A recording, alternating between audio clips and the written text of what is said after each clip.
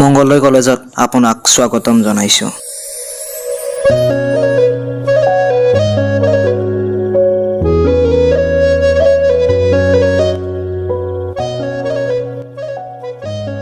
কলেজত যায়েই প্ৰথমতে সৰস্বতী দেৱীক সেৱা জনাওঁ আৰু এটা কথাই ভাবোঁ, যিখিনি উদ্দেশ্য লৈ কলেজত আহিছোঁ সেই উদ্দেশ্যখিনি যাতে পূৰণ হয়।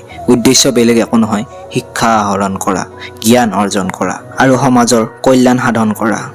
লগ বন্ধুৰ লগত কথা পতা, ভাল সময় কটোৱা, এইবোৰতে লুকাই আছে জীৱনৰ সুখ আৰু আনন্দবোৰ। এইবোৰ স্মৃতি নিজে নিজে কেতিয়াও সৃষ্টি নহয়, ইয়াক আমি নিজে সৃষ্টি কৰিব লাগিব।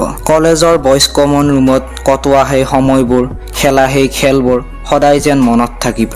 ইমান দিনেই মই সময়ক নিষ্ঠুৰ বুলি ভাবি আহিলোঁ, কিন্তু ই নিষ্ঠুৰ নহয়। যেতিয়াৰ পৰা মই জীৱনত সময়ৰ মূল্য বুজিলোঁ, তেতিয়াৰ পৰাই সময় মোৰ কাৰণে ভগৱান স্বৰূপ।